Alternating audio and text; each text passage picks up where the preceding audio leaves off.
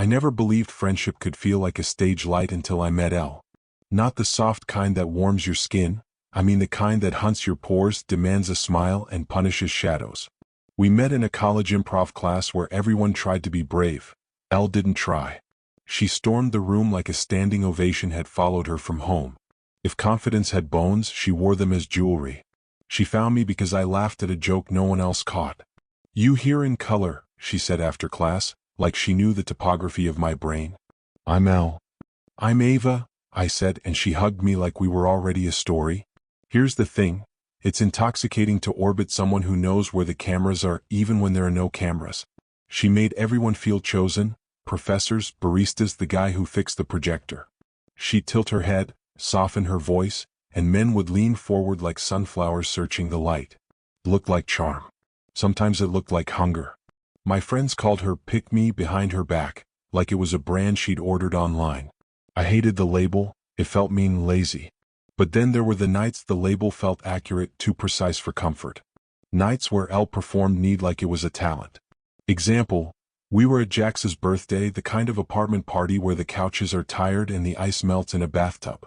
Elle breezes in wearing an oversized varsity jacket she borrowed from somebody's closet.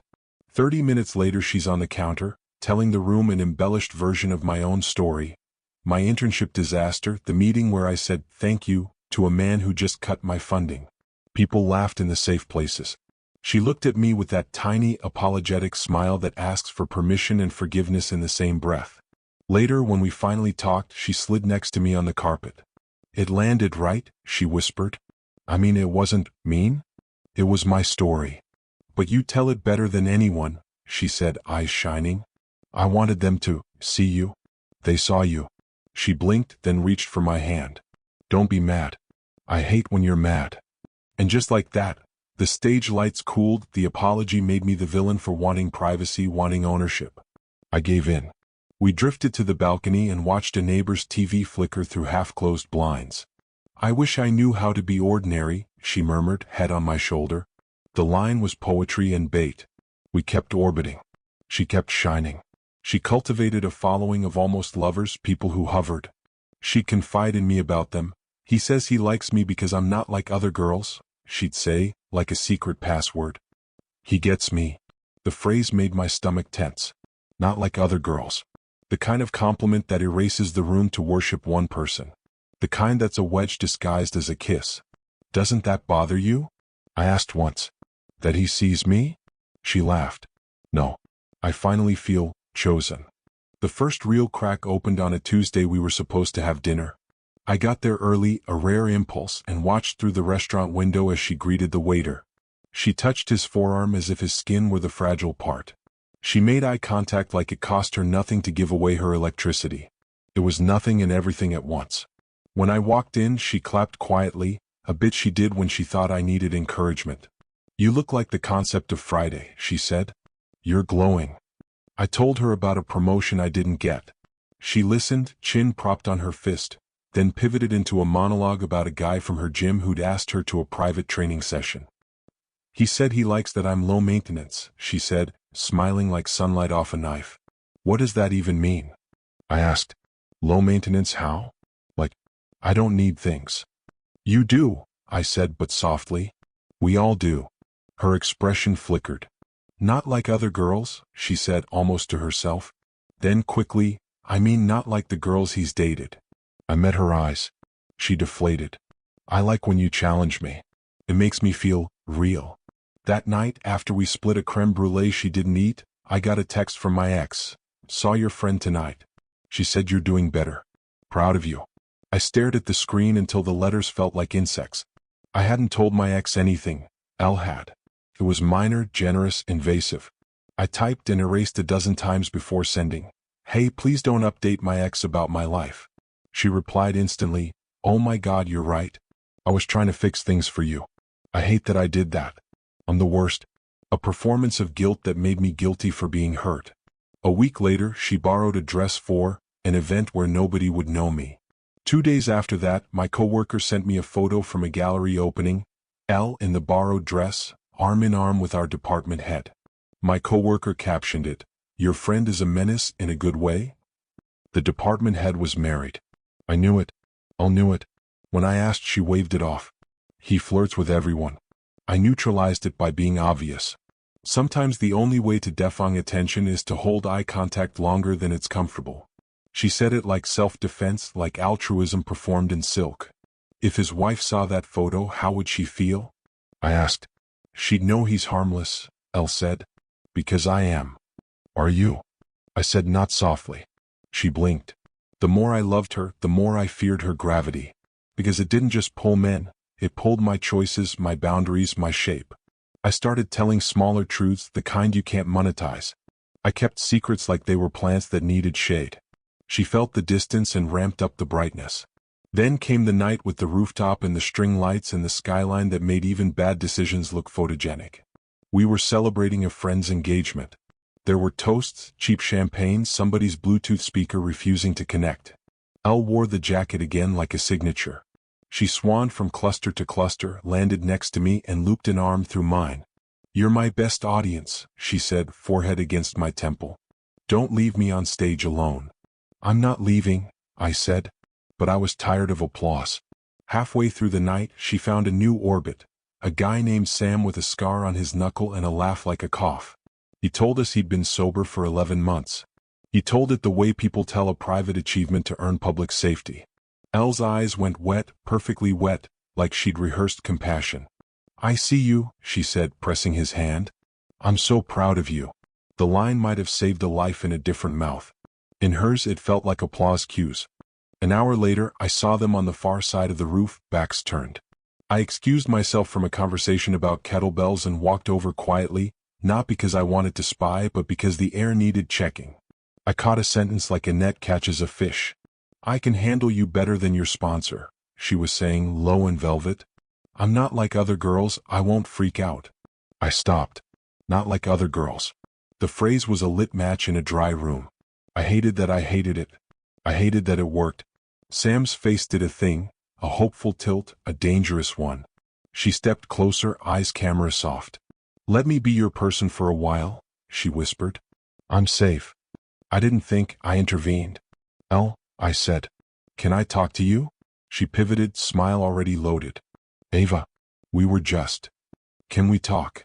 I repeated, sharper. We took the stairs down one flight to a landing that smelled like old paint. What was that? I asked. What was what? I can handle you better than your sponsor. She bristled. He's lonely. He's vulnerable. I am safe, she said, the words snapping. I know what I'm doing. You know how to get people to look at you, I said. That's not the same. She flinched like I'd slapped her. For a second, the stage lights died. I saw the person behind them, scared and astonishingly young. She swallowed. Do you think I'm a bad friend? I think you want love like oxygen, I said. And I think sometimes you borrow it from other people's lungs. She stared, then laughed brittle. Wow. Poetry. Can I go breathe now? We didn't go back to the party together. I stood on the landing, listening to footsteps and voices through concrete, trying to decide if I was a moral person or just jealous. When I finally resurfaced, Sam was gone. Elle was filming the bride-to-be's speech, tears on her cheeks that glinted under the string lights like jewelry. I left early. My phone buzzed in the elevator. Can you bring my charger tomorrow? No apology. No mention of the stairwell.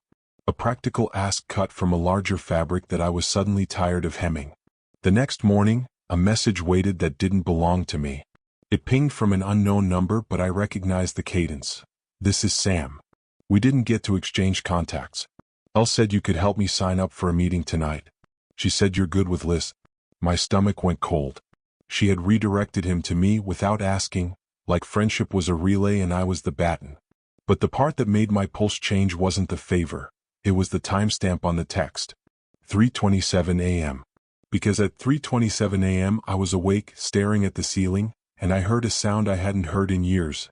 Someone sobbing in the hallway outside my apartment, the quiet, hiccuping kind that keeps itself small out of shame.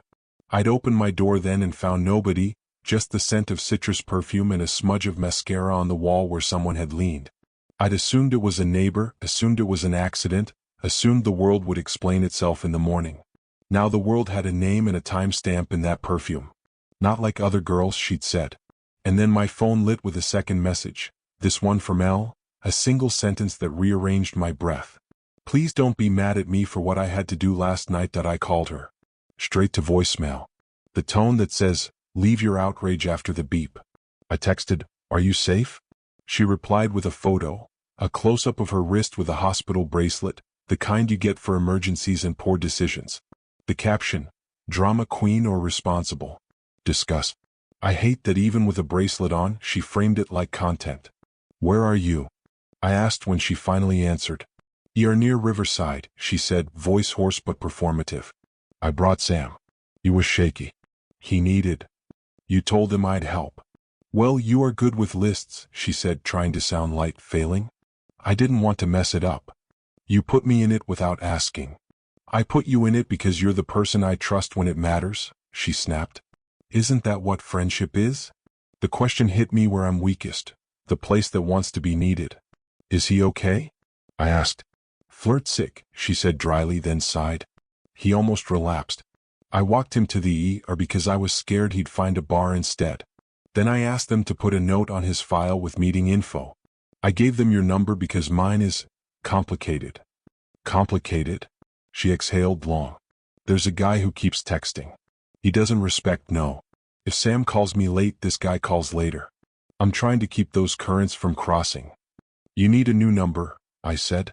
I need a new self, she said, and for once it wasn't a performance. It sounded like someone discovering a bruise. I Ubered to the hospital because even anger has a speed limit.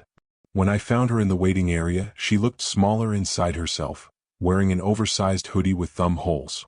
I sat down, handed her coffee, and we watched a toddler in dinosaur pajamas press his face to a vending machine. She told me the whole story in a voice that didn't carry. After the rooftop, Sam had followed her down, trembling, asking for help. She'd walked him to her car, called 3 different people, none of whom answered. She'd driven him to the ER because it was open and bright and had chairs. He cried, which embarrassed him. She cried, which didn't. A nurse gave them pamphlets. Somebody offered crackers. She wrote my number because she thought, Ava will anchor this. She believed it the way some people believe in lucky pendants. Why didn't you call me? I asked. I wanted to be the person who solved it, she said. I wanted to be good. Not like other girls, I thought, but didn't say. We sat there a long time, buzzing from fluorescent lights and the way emergency rooms smell like lemon and surrender. At some point she leaned her head on my shoulder, as if a trapeze artist had decided to nap on the net. I can't keep being the person who knows how to make men feel chosen, she whispered. I keep thinking if I can be chosen by enough of them, I'll be unchoosable. Untouchable. Safe. Safe. The word she had sold like merchandise. I felt my anger bending towards something softer, something dangerous to me, sympathy as anesthesia. But sympathy doesn't replace boundaries, it just makes them harder to articulate. When Sam was released with a list and a handshake, we walked him to the curb. He hugged us both in that stiff, grateful way people hug when they're holding too many feelings. He promised to call a meeting coordinator tomorrow. He promised to text me if he got wobbly. He looked at Elle like she was a lighthouse. Don't look at me like a map, she said. I get you lost. He laughed, not knowing she meant it. We put him in a cab. The driver had a rosary on his rearview mirror that clicked when he turned. When the taillights vanished, Elle finally breathed out, a long, ragged exhale that made me want to stand closer and also run. Come to my place, I said. Sleep. Her apartment looked like a dressing room after a thunderstorm. Clothes like confetti, empty water bottles on the altar of a vanity. She changed into a t-shirt with a faded band logo and collapsed face first onto her bed. I sat on the floor and read the text, lighting her phone like moths. You up? Where are you? We should talk. Ignore me, see what happens. My chest pinched. Who is that? I asked. She flipped over, hair in her eyes. A lesson I didn't learn on time. Then, softer, I told him no. He thinks no is a game. You need to block him. I did, she said. He makes new numbers. She stared at the ceiling. I wish I were ordinary. You keep saying that like ordinary is safe, I said. Ordinary girls get hurt all the time. She closed her eyes. Then what should I wish for? Boundaries, I said. And witnesses who love you when the lights are off. In the days after, we tried to be different. She deleted numbers. She told me before she shared my stories. She practiced saying, "I'm not comfortable with that," in the mirror. She attended a group for codependency and texted me selfies outside the building, peace sign up like sobriety. I let myself hope because hope is my bad habit. But change has a way of asking for a receipt. A month later, there was a fundraiser at a theater where the seats still remembered better plays. Elle wore a black dress that looked like she'd stolen it from a noir film. She kept to me and our table. She let the attention float past like clouds. I felt proud and protective the way people feel when a friend doesn't drink at a wedding. Then her past walked in wearing a navy suit and a grin. The guy from the text. He approached like a man who thinks doors are suggestions. "Elle," he said. It wasn't a greeting, it was a spell. "You look." "We're leaving," I said, standing. "Relax," he said to me, eyes sliding over my existence. "We're just talking." "No," Elle said, and her voice didn't shake. "We're not." He stepped closer, smile turning private. "Don't embarrass yourself." She said no, I repeated louder. Heads turned. The stage light found us. He stepped back, hands up, that pantomime of innocence some men keep in their back pockets. As we walked away, he hissed, "You really want to do this?" It sounded like a promise disguised as a question. In the lobby, she was trembling. "I'm okay," she said. "I'm okay." We got outside. The air was the exact temperature of fear. Back at her apartment, I did what I do. List. I helped her document, report, block. I walked her through a security app installment. I suggested staying with me for a few days. She refused, but not for the reason I expected. "I want to learn how to stay with myself," she said, and I loved her for it.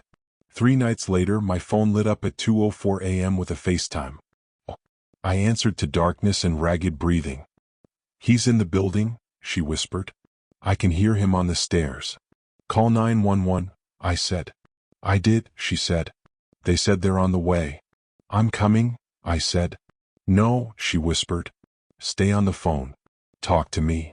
I talked. I narrated nonsense. My grocery list, a poem I half remembered from a class freshman year, the first line of every book on my shelf. In the background, there were footsteps, a door handle tested and failing, a man cursing softly like someone singing the wrong hymn. She kept saying, "I'm safe, I'm safe, I'm safe," like a mantra she was trying on to see if it fit. Sirens. Then pounding on her door, the right kind. Cops in blue that matched the kind of night you never forget. They took statements. They didn't roll their eyes. They were human or good at theater. Sometimes the difference is compassionate. The next morning she came to my place with a duffel bag and a look I had never seen. Not stage fright, stage refusal. She stayed a week. She ate what I cooked, scrolled less, cried into my couch in a quiet way that felt like real life rather than a dress rehearsal. We didn't talk about Sam until she brought him up. "He texted me to say he'd reached a year," she said, almost smiling. "He didn't want to make it about me, so he texted you too." He had. His message to me was simple. "I'm okay. Thank you for not letting me make you my map." I showed her. She stared at the screen so long I thought time had glued her there. "Maybe we both like being maps," she said eventually. "Maybe we both need to retire. Maybe we need to learn to give directions without walking people home," I said. She nodded.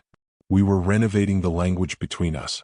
The day she went back to her apartment, she wrote a script for herself, literal lines on an index card, for what to say when attention demanded a performance. "I'm not comfortable with that. I need to think about it." No. She read them aloud to me like vows. I clapped, this time on purpose, this time as witness rather than audience.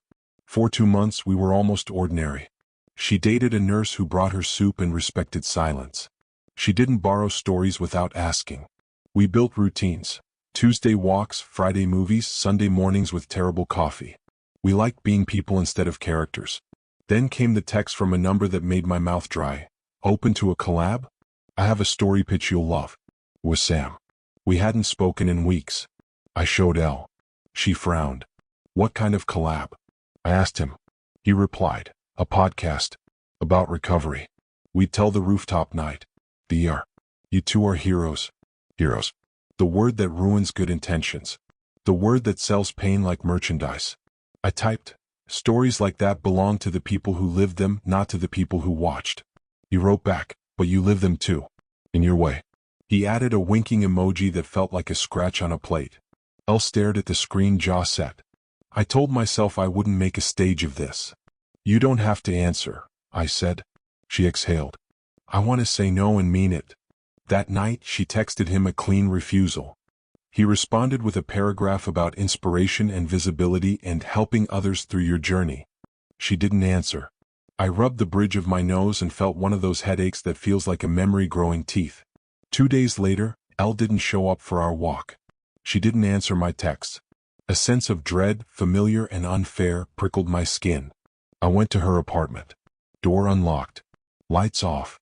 Phone on the counter, dead. On the table, a note written on the back of an ER pamphlet, in her slanted handwriting. I love you for the way you hold my edges. I'm going to do something that looks like old me, but it's not. It's a goodbye to her. I'll be back by morning. Please don't follow. I looked at the clock. 11:38 p.m. I thought of rooftops and string lights, of men who don't hear the word no, of hospital bracelets, of maps and lighthouses, and the way she said safe like a prayer. Then my phone buzzed with a location share I did not ask for. A pin dropped on a building across town with a rooftop bar I knew by reputation, the kind with glass railings and expensive mistakes. I grabbed my keys, already knowing I'd ignore the note. When I reached the elevator to my garage, another message arrived. A picture so close up it was basically a color. Sequined fabric, silver as moonlight, like the jacket she used to wear when she made the world applaud. And a caption, I need to clap for myself one last time. When I got to the rooftop, the city looked like a swear word said under your breath. Pretty, sharp, unnecessary. Elle stood near the railing, hair pulled back, the sequin jacket back from whatever grave we'd buried it in. She wasn't alone. The man from the fundraiser was there, leaning on charm like a crutch. A woman I didn't know filmed the skyline and maybe us by accident. Music like velvet hummed in the background, the kind that makes mistakes seem slow motion. I walked fast, then slowed because running makes people run. Elle, I said as if it were a password. She turned. Relief crossed her face like a bird's shadow. I told you not to come, she said. You're wearing a costume from a life that almost killed you, I said. Of course I came. She looked down at the jacket like it had tricked her. I wanted to say goodbye to this version of me, she said. In public. On purpose. By inviting a ghost? I glanced at the man who smiled like a man who's sure he's the plot. I invited him to return something, she said softly. He took a piece of my no. I want it back. She turned to him. Say you hear me. He smirked. I hear you. No, she said, voice steady. Say you hear me and you'll leave me alone. He laughed. You used to be fun. The woman with the phone moved closer, nosy, hungry. I put a hand up. No filming. She rolled her eyes but drifted away, still catching us in her periphery because human curiosity pays badly but often. Say it, Elle repeated. He shrugged. I don't owe you theater. She smiled then, a small, terrifying smile. You never did like to perform when it wasn't your idea. He leaned closer, whisper that tried to be private and failed. What are you going to do? Cry.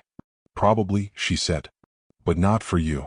She took off the jacket, folded it over the railing, and looked at the city like it was a friend she could finally meet without makeup. I am not special, she said, and there was freedom in it. I'm not different. I'm not like other girls. I'm other girls. I'm tired of auditioning for a safety that doesn't exist. He looked baffled, as if someone had changed the language in the middle of a sentence. We done, he said. We are, she said. And if you contact me again, I will treat it like a crime, not a romance. She turned to me. You ready? Always, I said. The word surprised me with its truth. We left him there with his misunderstanding. In the elevator, Elle started laughing and then crying and then laughing again, which is the body's way of releasing applause you didn't ask for. She held my hand like a person holds a railing in a storm. We walked for an hour. She told me the plan she hadn't written down. A new number, a digital hygiene reset, a restraining order filed properly with a victim advocate, not just the paperwork and hope. She'd ask her building to change her lock and update the tenant list. She'd send Sam a kind but firm boundary, I'm not your content. She'd retire the jacket for real. She'd attend 3 more codependency meetings before deciding whether to keep going. She'd learn how to sit through a party without turning herself into a mirror. Is that possible? she asked, half smile. Being in a room without reflecting it? Sure, I said. It's called being a wall. Walls are underrated. The next weeks moved like a person learning to walk after a cast. Every step was clumsy and brave. She called the advocate and met with her in a room with water pitchers and tissues. She changed her number. She got a deadbolt that made her door sound different when it closed. A sound like punctuation. Sam sent one last message before she blocked him. Proud of you. I'll tell my story without borrowing yours. She stared at it for a long time. I want to be proud without applause, she said. We practiced boredom, which is underrated medicine. We stood in grocery lines without performing for the cashier. We let texts wait. We said no to a networking event and yes to assembling a bookshelf very badly. We cooked something too salty and ate it anyway. We got coffee and didn't post it. I watched her discover that anonymity can taste like oxygen. But healing doesn't buy cloaks, it leaves scars in obvious places. One night at a mutual friend's party, the safe kind with dogs, a man complimented her. Just a normal compliment, no agenda. That color looks good on you. She froze, every light in her eyes switching on out of habit, then off out of fear. She looked at me like she needed signs printed with instructions. It's okay, I said quietly. You can accept it and keep your air. She took a breath. Thank you, she told him, and nothing terrible happened. The world did not require an encore. Later, on my fire escape, she said, I used to think being chosen was proof I existed. Now I think being present is. You are? I said. Present. She smiled. You sound like a therapist. I sound like a person who likes you without an audience. We never used the word pick me in our fights again. It had been a diagnosis we threw like a tomato at the stage. We swapped it for questions. What are you needing right now? Where are your feet? What story are you tempted to sell? The questions worked better than labels. Labels only made us dramatic. Months later, we ran into the man from the rooftop at a market. He'd found a new audience, maybe a less complicated one. He looked at us like a TV show he used to watch and now only recognized in recaps. He didn't approach. We didn't either. The world offered us a tidy ending. We accepted the Messier one where people just keep walking. On the anniversary of the ER night, Al bought 2 cupcakes from a place with impossible frosting. We ate them in the park on a bench someone had dedicated to a stranger named Maria who loved to dance. The plaque made me think about the ways we want to be remembered and the ways we deserve to be forgotten. I think I love ordinary, she said, licking frosting the way a child would, careless and clean. It's not safe, but it's honest. You don't need to be untouchable, I said. You need to be held. She rolled her eyes like I'd handed her a fortune cookie. Fine Hallmark, she said, but her eyes were wet in the best way, not staged, not for sale. We made a pact then that felt less like theater and more like construction. We would keep each other from becoming content. We would ask before sharing. We would clap when the lights were off. A week after, Sam sent a link to his podcast. I didn't click it. Neither did she. We texted him. Congrats. Rooting for your quiet. He replied with a single heart, and I chose to believe it wasn't bait. Sometimes I miss the stage, the tilt of a room toward a person glowing. It's human to miss the myth that applause can keep you warm through winter. But warmth lived here, on this bench, in the way she leaned her shoulder into mine like an answer. Warmth lived in a phone that stayed face down without vibrating. Warmth lived in a secret kept for the right reasons. People want a moral. Here's one. You can love someone who performs and still refuse to be their audience. You can love the person behind the performer enough to kill the theater. It's not clean. It's not cinematic. But it's real. On nights when the city hums too loud, I still remember the roof and the string lights and the way my name sounds when it's a rescue. I remember the sequin jacket hanging like a moth's last idea. I remember the text that started the real story. Please don't be mad at me for what I had to do last night. I'm not mad anymore. I'm careful. I'm here. And when she claps now, it's not for attention. It's for time passing without a lesson demanded, for a meal that tasted better than it looked, for a door that locks like a promise, for a friendship that refuses to be a show. We clap with the lights off. We clap because the room is small and ours. We clap because no one else needs to. We clap because we can.